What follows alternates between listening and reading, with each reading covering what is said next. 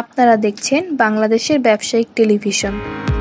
Super সেভার ডিস্ট্রিবিউশনের proprietor শাহাদত হোসেন আপনাকে স্বাগত BDTV বিজনেসে। আপনাদের উপর কাস্টমারদের সন্তুষ্টির মূল কারণ কি? একই সাথে আপনাদের ডিজিটাল সার্ভিস চালু হয়েছে সেটির ব্যাখ্যা একটু দিবেন। আসসালামু আলাইকুম, সুন্দর প্রশ্ন করেছেন। আসলে আপনার প্রশ্নটি ছিল যে আমাদের উপরে সন্তুষ্টির কারণ কি। এটা কোনো ম্যাজিক না। আসলে আমি সবসময় যে কথাটি বলি, মানুষকে আপনি যখন কোনো কিছু বুঝাবেন, আপনি চেষ্টা করবেন, আপনি যদি গ্রাহক হতেন বা ক্লায়েন্ট হতেন, আপনি কি সার্ভিস আশা করতেন একজনের কাছ থেকে। তো এই মানসিকতা নিয়ে যদি আপনি একজনকে বোঝাতে যান বা তার সাথে কনসালটেন্সি করেন বা কাউন্সিলিং করেন, সেক্ষেত্রে আপনি আপনার ভিতরের যা আছে আপনি নিংড়ে দিতে চেষ্টা করবেন। এটাই আমাদের মূল মন্ত্র, যে আমি যা জানি বা আমাদের টিম যা জানে সেটা যেন মানুষকে কোনো ধরনের টুইস্টিং না করে তাদেরকে জিনিসটা জানিয়ে দেওয়া, যাতে করে সে স্পষ্ট হতে পারে যে আসলে এটা কি এবং কিভাবে কাজ করে। এবং সেই ক্ষেত্রে আমি একটা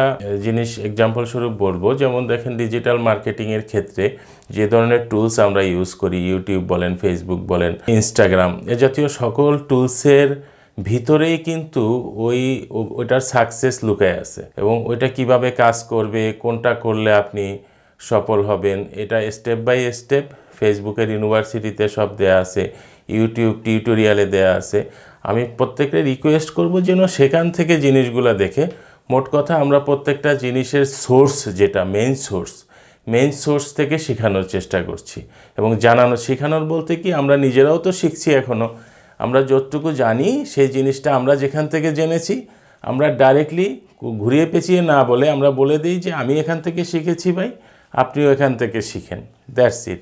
আর ডিজিটাল সার্ভিস, যেটা দেখুন অবকাঠামোর কারণে আমরা প্রথম দিকে ডিজিটাল সার্ভিসগুলো শুরু করতে পারিনি।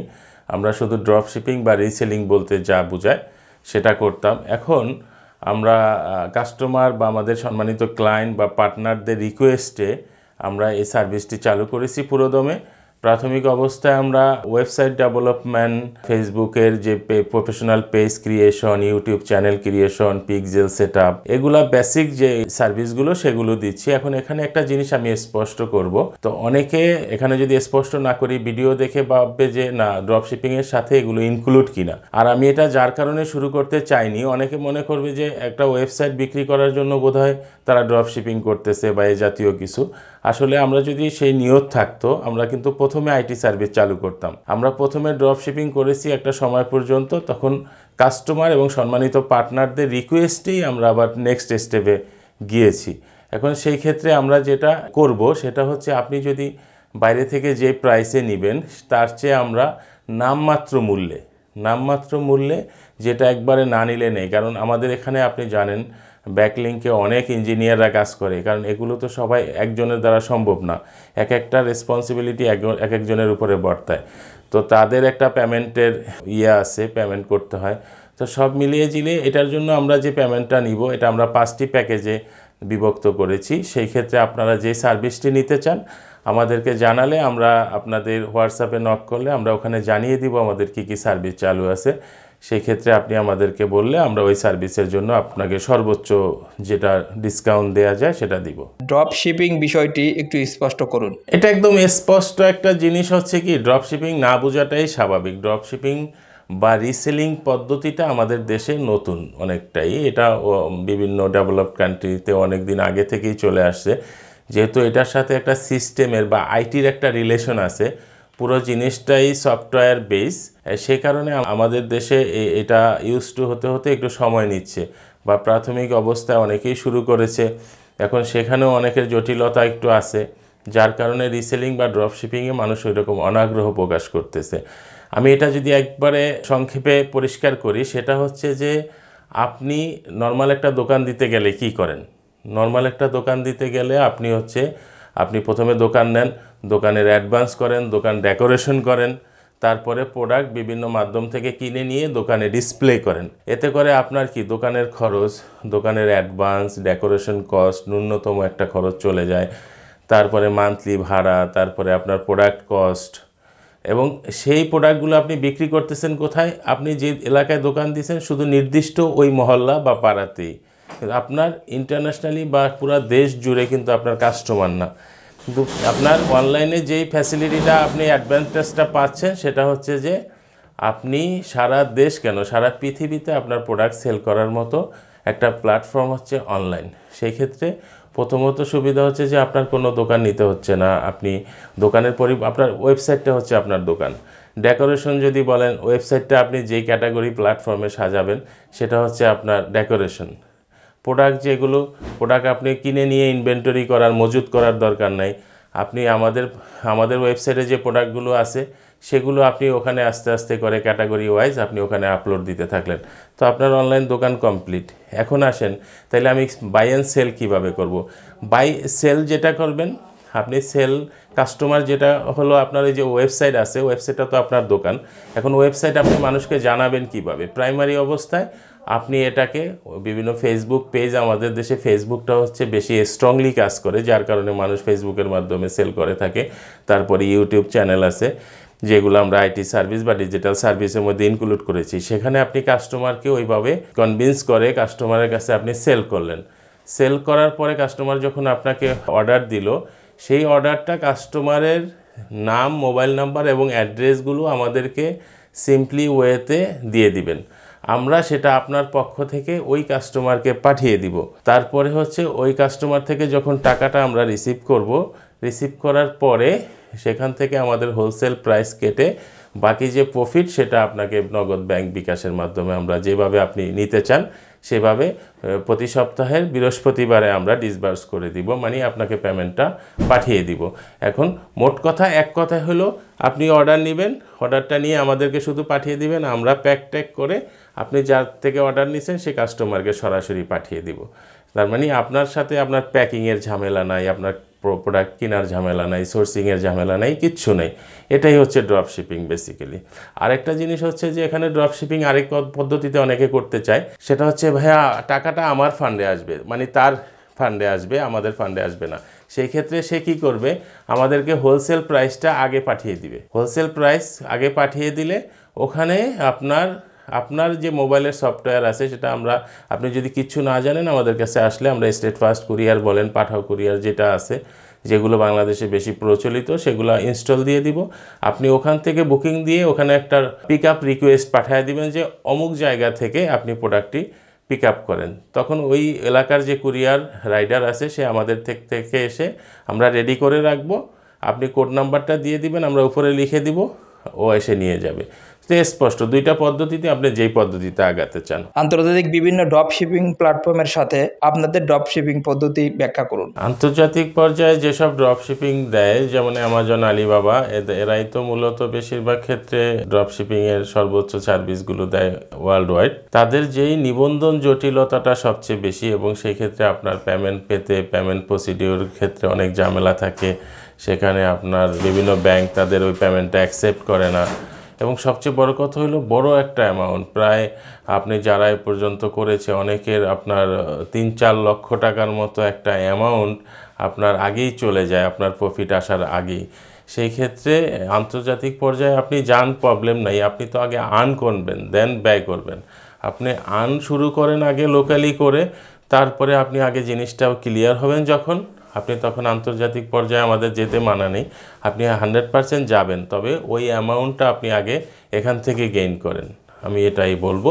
মোট কথা আন্তর্জাতিক পর্যায়ে নিবন্ধন ফিটা অনেক হাই, এবং কিছু কিছু প্রোডাক্ট যেগুলো আপনার ক্ষেত্রে আপনি মার্কেট যাচাই ক্ষেত্রে ইন্টারন্যাশনাল কাস্টমারের মোটিভটা আপনি বুঝবেন না ওইভাবে, তখন আপনি ছোট থেকে হাঁটি পা করে তারপরে আপনি ইন্টারন্যাশনাল ওয়াইড করেন, অসুবিধা নেই। ড্রপ শিপিং শুরু করার জন্য আপনারা কি ধরনের সেবা দিচ্ছেন? ড্রপ শিপিং শুরু করার জন্য যারা ইতিমধ্যে ড্রপ শিপিং ব্যাপারটির সাথে পরিচিত অথবা অনলাইনে অলরেডি সে ব্যবসা করছে, এই জাতীয় যারা আছে আমাদের সম্মানিত পার্টনার হবেন বা ক্লায়েন্ট আছেন, তাদের ক্ষেত্রে হলো এই জিনিসটা আমরা খুব বেশি ক্লিয়ার করার দরকার নেই, তারা জানে অলরেডি। যারা নতুন আসতে চাচ্ছেন তাদের ক্ষেত্রে হচ্ছে আমরা প্রথমত যে সার্ভিসটা আমাদের মূল সার্ভিস, সেটা হচ্ছে আপনার কোনো প্রোডাক্ট কিনতে হচ্ছে না। আমরা আপনার পক্ষ থেকে সকল প্রোডাক্ট আমরা আমাদের আয়ত্তের মধ্যে যেসব প্রোডাক্ট আছে সেসব প্রোডাক্ট মজুত করছি, এবং সারা বছর আপনার জন্য প্রোডাক্টগুলো আমরা সার্ভিস দিচ্ছি এবং আপনি পেমেন্ট হওয়ার পরেই শুধুমাত্র আপনার পেমেন্টটা আমরা হোলসেল প্রাইসটা কেটে নিচ্ছি। সেই ক্ষেত্রে আপনার প্রোডাক্টের ক্ষেত্রে 1 টাকাও বিনিয়োগের কোনো বিষয় নেই। তবে কথা হচ্ছে যে যারা নতুন তারা অনেক ক্ষেত্রেই আছে অনলাইন সম্পর্কে কিছুই জানে না, বা একটা পেজ খুলছে লামসাম, সেই পেজও আসলে অতটা ইফেক্টিভ না। সেই ক্ষেত্রে আমাদের যদি কেউ আইটি সার্ভিসগুলো নিতে চান, আমরা আইটি সার্ভিসগুলোতে 5টি ক্যাটাগরিতে ভাগ করেছি। প্রথমেই বলেছি সেটা হচ্ছে ওয়েবসাইট যে প্যাকেজটা আছে সেটা যদি কেউ নিতে চান, সেই ক্ষেত্রে এই প্রত্যেকটা প্যাকেজই হচ্ছে পেইড প্যাকেজ, কারণ এখানে অনেক ইঞ্জিনিয়াররা ইনভলভ থাকে এবং তাদেরকে আমাদের পেমেন্ট দিতে হয়।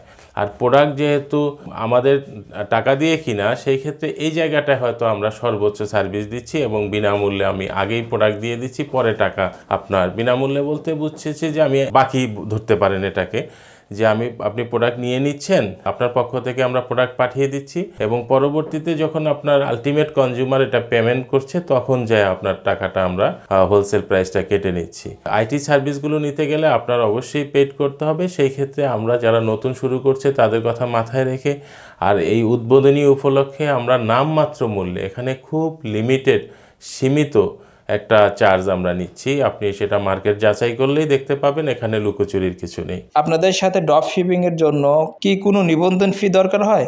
না, 1 টাকাও কোনো নিবন্ধন ফি নেই এবং নিবন্ধন জটিলতাও নেই। নিবন্ধন জটিলতা কি, আমরা নিজেরাও ড্রপ শিপিং করেছি একসময় অন্যের মাধ্যমে, সেখানে একটা জটিলতা থাকে, ফুলি অটোমেশন হওয়ার জটিলতা আছে। ফুলি অটোমেশন হলে আপনি সফটওয়্যারের বাইরে, আপনি কোম্পানির যে ওনার তার সাথে তো আপনার কোনো কথা হচ্ছে না এবং সেই সুযোগও নেই।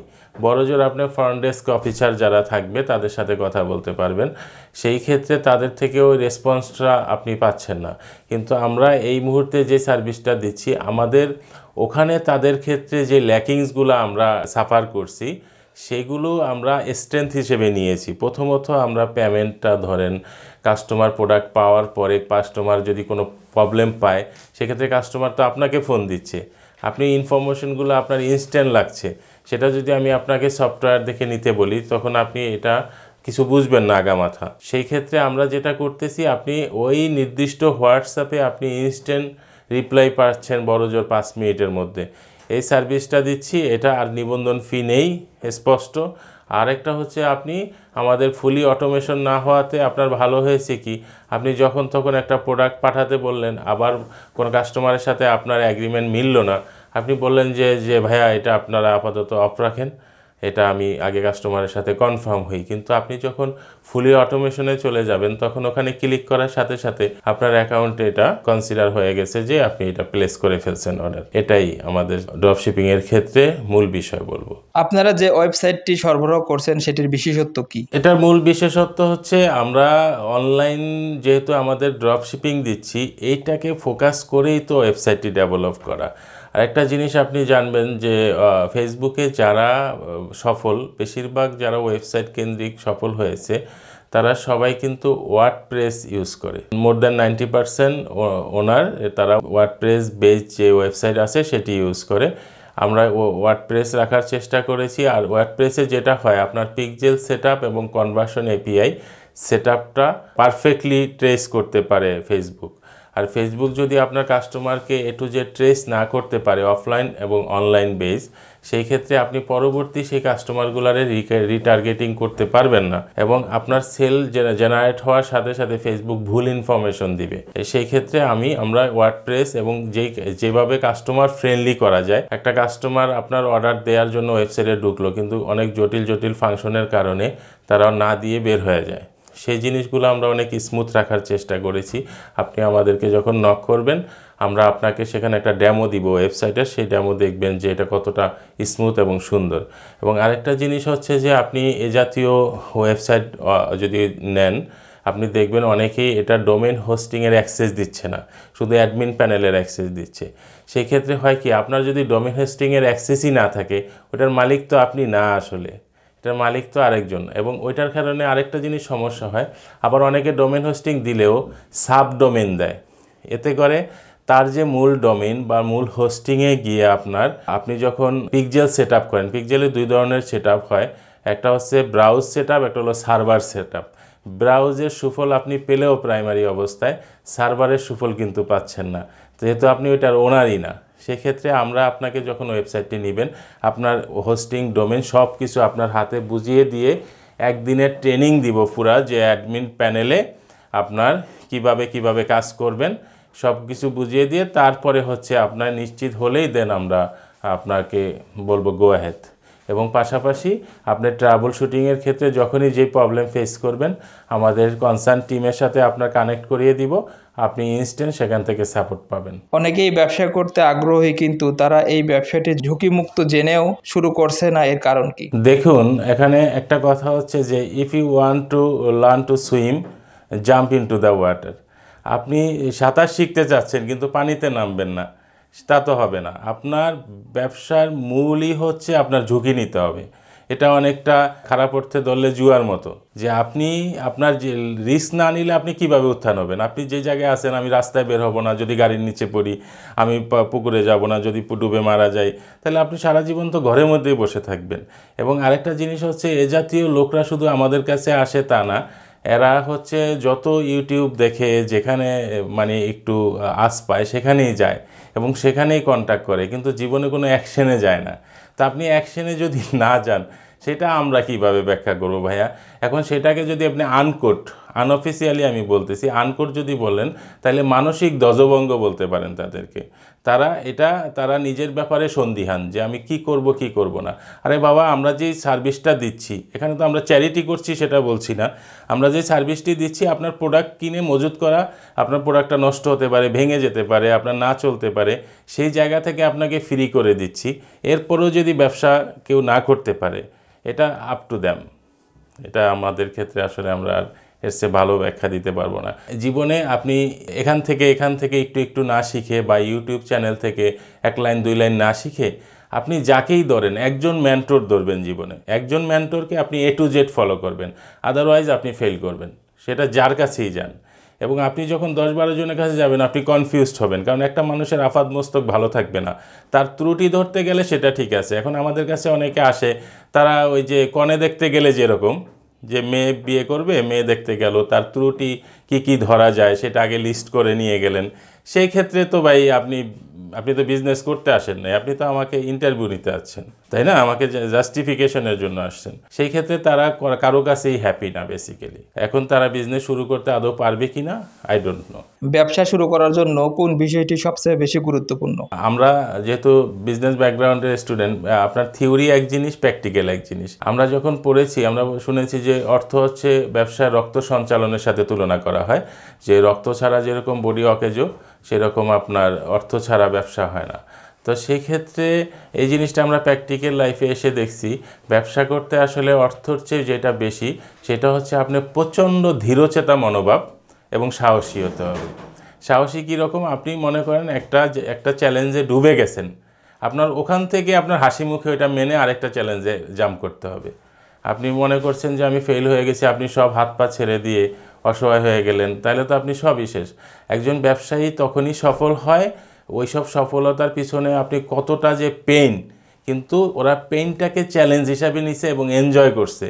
কারণ আমরা আমাদের আশপাশে যারা সার্কেল আছে, আমি প্রত্যেকটা সফল ব্যবসায়ীর সাথে অনেক সময় কথা বলার সুযোগ হয়, তাদের লাইফে এত বড় বড় চ্যালেঞ্জ গেছে, আপনি শুনলে স্ট্রেঞ্জ। তারা প্রত্যেকটা চ্যালেঞ্জকে এনজয় করেছে এবং পরবর্তী সফলতার জন্য কি পয়েন্ট হিসেবে এগুলো কাজ করেছে।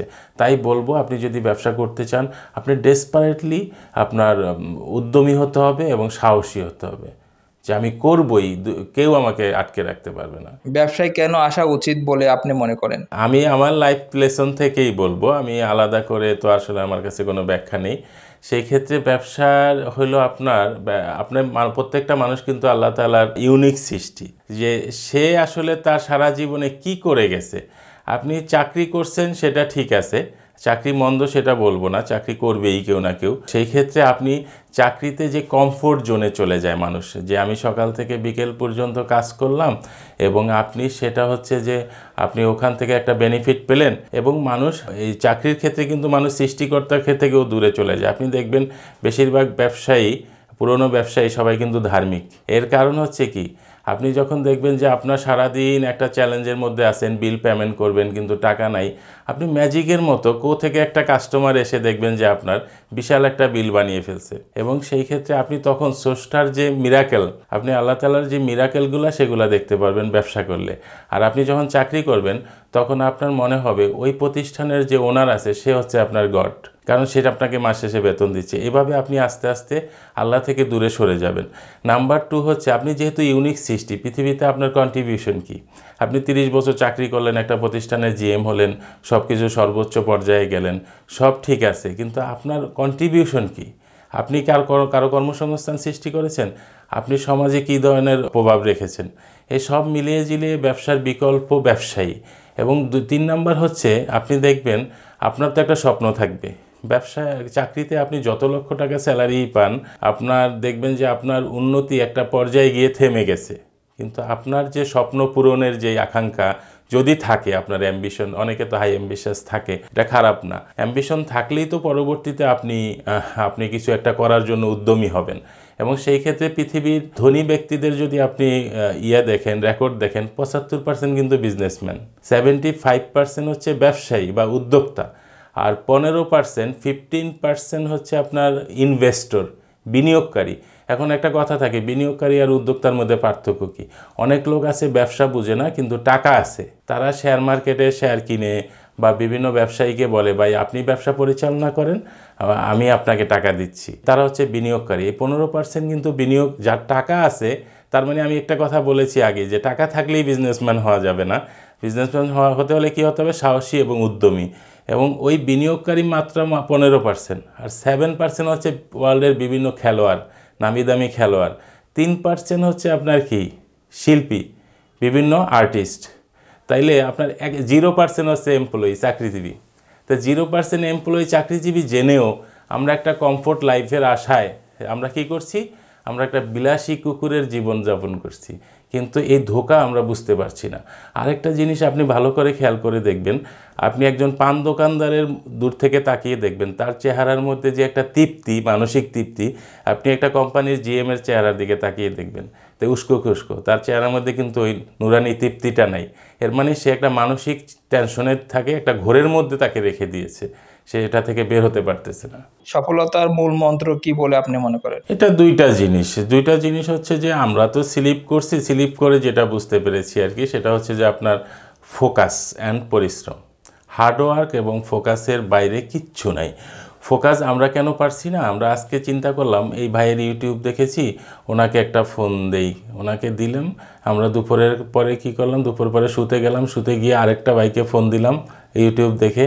এখানে আমার ফোকাস নষ্ট হচ্ছে। কিন্তু আমার ফোকাসটা হচ্ছে কি জিনিস, আমি যদি আপনাকে বলি, আপনি একটা জিনিস যে আমি বিজনেস করবই এবং এই বিজনেস করব, এটা মাথায় রেখে আপনি গেলেন দাঁত ব্রাশ করতে গেলেন, সাপোজ আমি একদম সিলি এক্সাম্পল দিচ্ছি যেন সহজে বুঝতে পারে।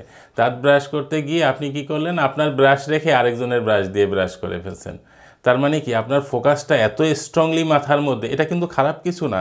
তার মানে আপনি এত পরিমাণ বিজনেসটা মাথার মধ্যে ঢুকাইছেন যে অন্য কিছু কাজ করতেছে না, এটা যতক্ষণ পর্যন্ত সফল না হবেন। তার মানে এটা একটা মানসিক শক্তি যে আপনি ডাইভার্সিফিকেশন হচ্ছে না, আপনার ডাইভার্ট হলেই শেষ। আপনি রাস্তায় দেখেন অ্যাক্সিডেন্ট কখন ঘটে? ড্রাইভার লেন পরিবর্তন করছে সাবকনশিয়াসলি, সে হঠাৎ করে ভুলে যাচ্ছে বা ফোন আসছে, ফোনের দিকে মনোযোগ গেছে, তখন অ্যাক্সিডেন্ট ঘটে। তার মানে জীবনে ফোকাস এদিক সেদিক হওয়া কিন্তু খুব লাইফ রিস্ক। আপনি একটা অ্যাক্সিডেন্ট করলে হয়তো আপনি সাময়িকভাবে, অনেক সময় মারা যায়, অনেক সময় সাময়িকভাবে আপনি ক্ষতিগ্রস্ত হন, কিন্তু আপনার যে অ্যাম্বিশন বা লক্ষ্য, জীবনের অর্থনৈতিক লক্ষ্য, সেটার ক্ষেত্রে যদি ফোকাস নষ্ট হয়, আপনি কিন্তু একবারে শেষ হয়ে যাবেন, আপনাকে আর উঠে দাঁড়ানো সম্ভব হবে না। আরেকটা হচ্ছে কঠিন পরিশ্রম হচ্ছে, অনেকে বলে কি যে ভাই চাকরিতে স্বাধীনতা নাই, আমি ব্যবসায় আসছি। ব্যবসায় স্বাধীনতা বলতে, ব্যবসায় কিন্তু স্বাধীনতাটা একটু অন্য টাইপের স্বাধীনতা। ব্যবসার ক্ষেত্রে আপনার স্বাধীনতা আছে, তার মানে এই না যে আপনি যখন ইচ্ছা তখন দোকান খুললেন, যখন ইচ্ছা কাস্টমারকে রিপ্লাই দিলেন, এরকম না।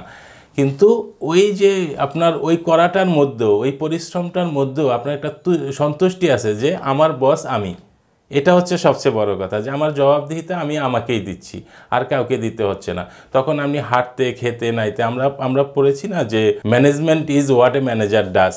একজন ম্যানেজার, আমরা টিচারকে প্রশ্ন করেছি, স্যার যে ম্যানেজার তো অনেক সময় অপ্রাসঙ্গিক কাজ বা যেগুলা বিজনেসের সাথে যায় না এ ধরনের কাজও করে, সেগুলোও কি ম্যানেজমেন্টের মধ্যে পড়বে? সে বলছে যে হ্যাঁ, সে যাই করুক জীবনে, সে কিন্তু মাথার মধ্যে তার ম্যানেজমেন্ট কাজ করে। সে যদি ওয়াশরুমেও থাকে, তার ম্যানেজমেন্ট কাজ করে মাথার মধ্যে।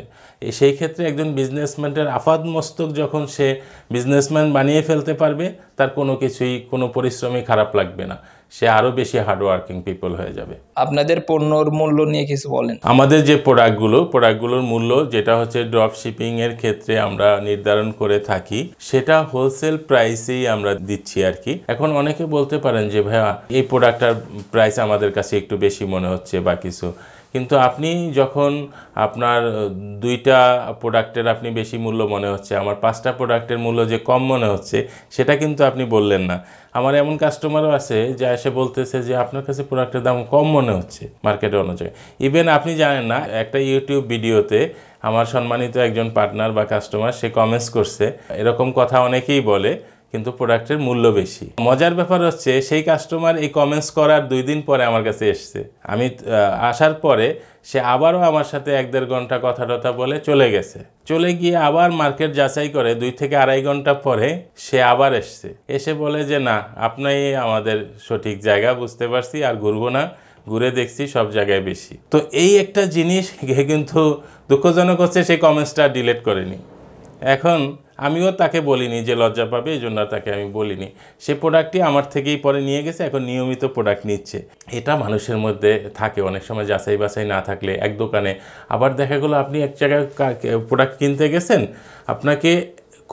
আপনি যে প্রোডাক্টটা পপুলার, মানে চীনে মানুষ সবাই জানে যে প্রোডাক্টের মূল্য এটা, সেই প্রোডাক্টটা আপনাকে 10 দোকান থেকে কম দামে বলবে। আপনি 50টা প্রোডাক্ট কিনবেন এক জায়গা থেকে, সাপোজ আপনাকে সেটা কি করবে, আপনাকে কম দামে বলবে। বলার পরে সেটা আপনি তো ইমপ্রেসড যে আল্লাহ এত এই প্রোডাক্টটা এত করে, সে এত কম দামে বলছে, আচ্ছা ভাইয়া আপনি এটা দেন, আমাকে আরও 49টা প্রোডাক্ট দেন।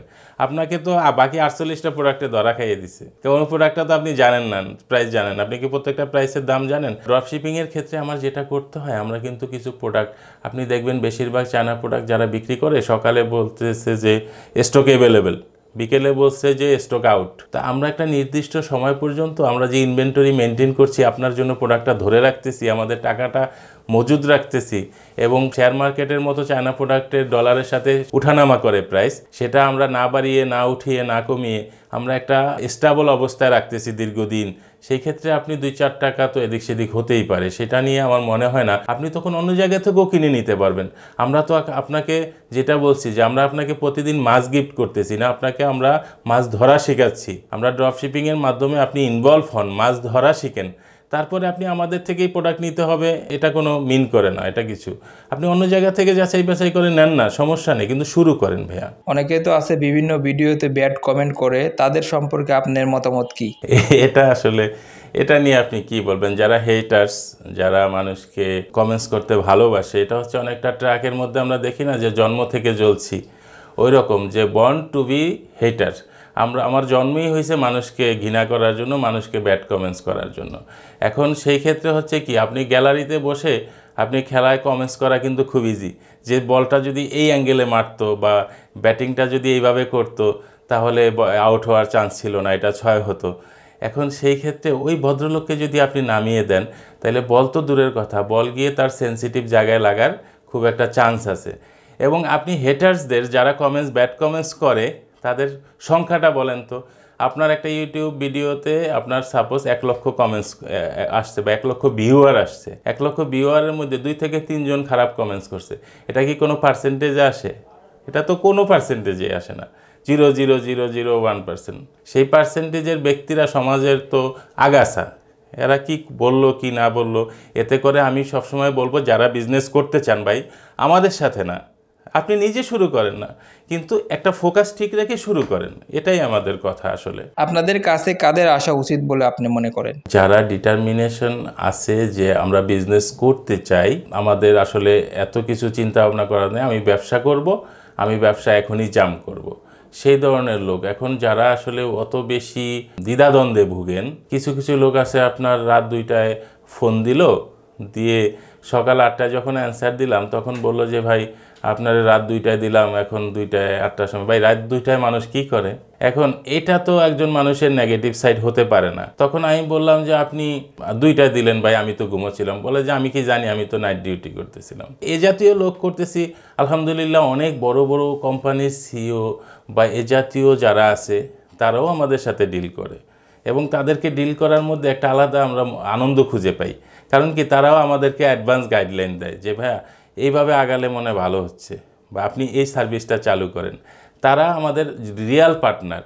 কিন্তু যারা আসলে করবে না, এরা মানসিকভাবে নিজেরাও দ্বিধান্বিত এবং আমাদেরকে অনেক কষ্ট দেয়। এবং আমরা চিন্তা করি এদের আশপাশে যারা সমাজে থাকে তারা কিভাবে থাকে, বা এদের ফ্যামিলির অন্যান্য মেম্বাররা তাদের সাথে কিভাবে লাইফ লিডিং করে। আমার এটা একটা খুব ইচ্ছা জানার।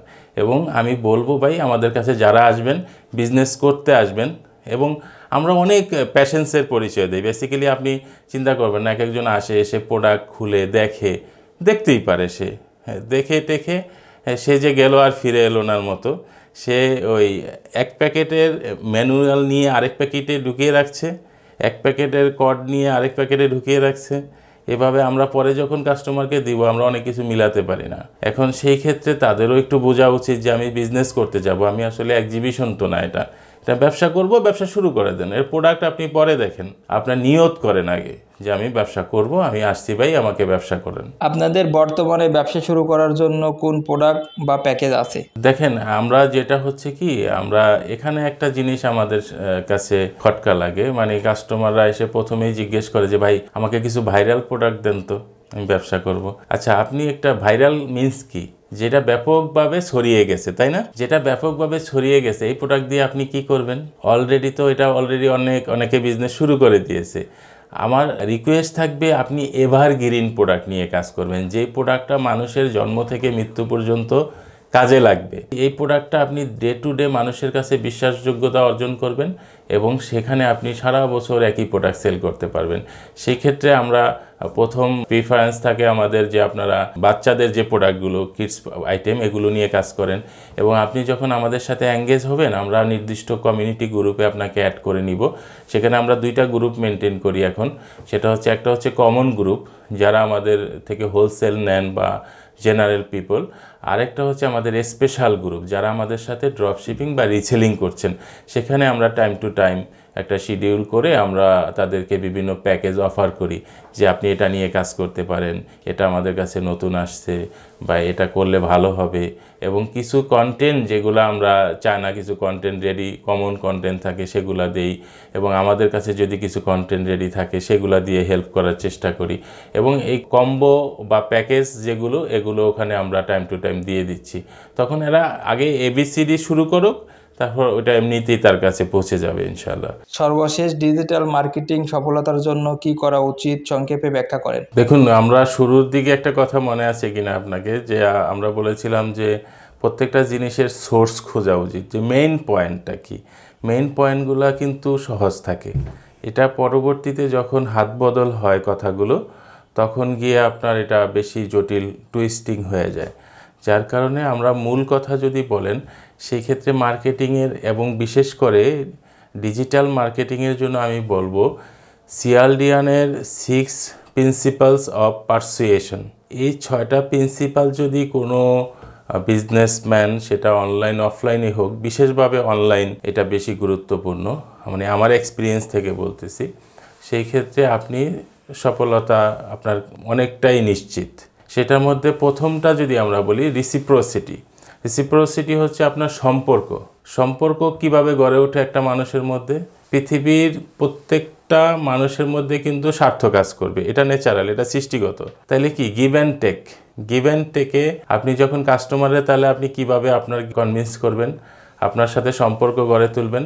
তো প্রথম অবস্থায় আপনি তাকে দেন না যে আমি এখন আমার ওপেনিং, আমরা যেরকম এখন ওপেনিং উপলক্ষে আপনাকে আমরা নামমাত্র মূল্যে আমরা ডিজিটাল বিভিন্ন সার্ভিস প্রোভাইড করছি বা অফার করছি।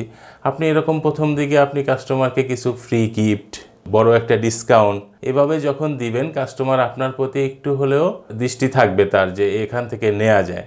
তখন যখন প্রথমবার নিবে তখন আপনার সাথে কিন্তু তার একটা সম্পর্ক গড়ে উঠবে। এরপর হচ্ছে কনসিস্টেন্সি। ওইটা যখন নেয়ার পরের ধাপ কি? কনসিস্টেন্সি হচ্ছে কি? ধারাবাহিকতা। কাস্টমার কিন্তু চায় এক জায়গা থেকেই সবসময় একটা প্রোডাক্ট নিতে চায় আর কি। যদি সেটা আপনার ওই দোকানদার বলেন বা ওই ব্যবসায়ীর রেসপন্স যদি ভালো থাকে, এই ধারাবাহিকতা বজায় রাখার জন্য কি করতে হবে? আপনার কাস্টমারকে বিভিন্ন সময়ে নার্সিং করতে হবে, কাস্টমারের টাচে থাকতে হবে। নাম্বার 3 হলো আপনার সোশ্যাল প্রুফ হচ্ছে কাস্টমার, বিভিন্ন ক্রেতা হচ্ছে অন্যের দ্বারা ইন্সপায়ার্ড হয়। যেমন আমি গিয়ে বললাম আমার ফ্রেন্ডকে, দেখ এই মোবাইলটা অনেক ভালো সার্ভিস দিচ্ছে, সে পরবর্তীতে ওই রকম একটা মোবাইল কেনার চেষ্টা করবে। বা আপনার এলাকায় কাউকে গিয়ে বললেন যে এটা ভালো জিনিস বা ওই দোকানটার প্রোডাক্টগুলো ভালো, তখন সে ওখান থেকে কিনতে চায়। এটার যদি একটা প্র্যাকটিক্যাল উদাহরণ দেই, দেখেন 2-3টা রেস্টুরেন্ট যদি পাশাপাশি থাকে, দেখবেন একটা রেস্টুরেন্টে উপচে পড়া ভিড়, বসার জায়গা নেই, তাও বাইরে দাঁড়িয়ে আছে। পাশে ঠিক 2টা রেস্টুরেন্টে সব সেল ফাঁকা। তার মানে কি? তাহলে ওই কাস্টমারগুলো যে বাইরে দাঁড়িয়ে আছে, ও খাবার ভালো না খারাপ ও কিন্তু আগে কখনো খায়নি, আজকেই প্রথম আসছে, তারপরে ওখানে কেন দাঁড়িয়ে আছে? ও দেখছে যে এই দোকানে ভিড়, তার মানে এই দোকানে ভালো কিছু বিক্রি করে। আর পাশের দোকান ফাঁকা মানে ওর দোকানে কেউ যায় না, তাহলে ওখানে মনে হয় খাবার ভালো না। তার মানে মানুষ কি? মানুষ অন্যের দ্বারা প্রভাবিত হয়। এটাকে সোশ্যাল প্রুফ হিসাবে ব্যাখ্যা করেছেন সিয়ালডিয়ান। এখন আরেকটা হচ্ছে যেটা আপনার লাইকিং, আপনার পছন্দ। মানুষ আপনাকে পছন্দ করতে পারে, সেটা আপনি যদি অনলাইন হন আপনার পেজটা ওইভাবে সাজাবেন যে আপনার পেজটাকে মানুষ পছন্দ করছে। আপনি বিভিন্ন সময়ে লাইভে আসবেন, আপনাকে মানুষের সাথে একটা হৃদ্যতা গড়ে তুলতে হবে। তখন গিয়ে আপনার থেকে মানুষ আপনার প্রতি যেটা হচ্ছে তার অ্যাট্রাকশন থাকবে, আপনার থেকে সে কন্টিনিউ প্রোডাক্ট নিতে চাবে। এবং বিভিন্ন ভ্যারাইটির প্রোডাক্ট তখন আপনার পেজে বা আপনার ওয়েবসাইটে যখন থাকবে, সে একটার পর একটা বিভিন্ন প্রয়োজনে আপনাকেই নক দিবে। পরবর্তীতে যেটা আমরা চিন্তা করি যে অথরিটি বলতে কর্তৃত্ব। আপনি যখন কোনো কন্টেন্ট বানান, আপনি কন্টেন্ট বানালেন অ্যাজ ইউজুয়াল কোনো মডেলকে দিয়ে, বা আয়শা সে বললো আসসালামু আলাইকুম ভিউয়ার্স, আমরা একটা প্রোডাক্ট নিয়ে এসেছি, মানে আপনার শুনলেই বিরক্ত লাগবে, এরকম না। আপনি এমন একজন ব্যক্তি দিয়ে কন্টেন্টটা তৈরি করবেন যার সমাজে একটা প্রভাব আছে, কর্তৃত্ব আছে। আমরা কি করি? আমরা বিভিন্ন বই যখন বের করি, ইসলামিক বই, আমরা গিয়ে ওটা বিভিন্ন ইসলামিক স্কলার যার সমাজে পরিচিতি আছে তাকে দিয়ে কিন্তু কন্টেন্টটা বানানোর চেষ্টা করি। একটা মেডিকেল আইটেম আমরা কিন্তু ডাক্তারকে দিয়ে ব্রিফ করানোর চেষ্টা করি যে স্যার এটা কেমন হয়েছে, একটু যদি ব্যাখ্যা করতেন, বা আমরা এরকম একটা করতে চাই, আপনি কি? এটার দুইটা দিক। একটা হচ্ছে কি, ওই যে সমাজের যে প্রভাবশালী বলেন বা উচ্চ লেভেলের যে ব্যক্তিবর্গ, তারা হচ্ছে যে আপনি হুট করে একটা দিলেই কিন্তু এটা নিয়ে কন্টেন্ট করবে না, তারা নিজেরা আগে ওইটাকে যাচাই বাছাই করবে। কারণ যেহেতু সমাজে তার একটা গুরুত্ব আছে, সে চাবে না তার গুডউইল নষ্ট হোক। সে যখন এটাকে পাবলিকলি বলবে যে এটা ভালো, দ্যাট মিনস ওইটা অনেকটাই ভালো, এবং মানুষও ওইটা শুনতে চায়। কোনো কর্তৃত্ববান ব্যক্তি, ওই রকম আপনার অথরিটি আছে, এরকম বড় ইঞ্জিনিয়ার, যদি আপনি ওই রিলেটেড কোনো প্রোডাক্টের বিজ্ঞাপন দেন, যে হেলথ রিলেটেড দিলে কোনো বড় ডাক্তার যার পরিচিতি আছে, তাইলে এটা সফলতার মাত্রা আপনার সেল অনেক গুণ বেড়ে দিবে। আরেকটা হচ্ছে আপনার অপ্রতুলতা, স্কারসিটি, যেটা যে আপনি কাস্টমারে অনেক সময় দেখবেন যে আর মাত্র 3 পিস বাকি, সর্বশেষ অফার উইন্টারের, আপনি অপ্রতুলতা বুঝাবেন যে আর মাত্র 3 ঘন্টার বাকি আছে, 4 পিসেস লেফট। এইভাবে যখন দিবেন তখন কাস্টমার এটা দ্রুত কেনার জন্য আগ্রহ হবে, যে 4 পিস শেষ হয়ে গেলে তো আমি আর পাবো না। তো এই ধরনের এই 6টা প্রিন্সিপাল যদি আপনি মাথায় রাখেন এবং আপনি ধারাবাহিকতা, ফোকাস ঠিক রাখেন, ইনশাআল্লাহ জটিল কিছু না, আপনি সফল হবেনই আশা করি। আপনাকে অসংখ্য ধন্যবাদ আমাদেরকে সময় দেওয়ার জন্য।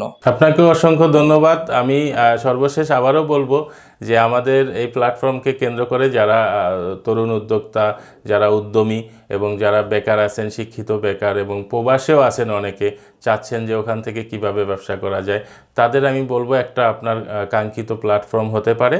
এবং আপনারা আর দেরি না করে ইনশাআল্লাহ আসেন, আমরা যতটুকু পারি আমাদের দিক থেকে সাপোর্ট দিব। এবং স্বল্প পুঁজি বলতে আপনার প্রোডাক্ট সংক্রান্ত তো কোনো পুঁজি নেই, ডিজিটাল সাপোর্টের জন্য যে পুঁজিগুলো সামান্য, সেগুলো আপনি বিনিয়োগ করে আপনি বাংলাদেশের অর্থনীতিতে আশা করি যে বড় ভূমিকা রাখতে পারবেন এবং আমরা বেকার মুক্ত হব ইনশাআল্লাহ। আপনারা দেখছেন বিডি টিভি বিজনেস।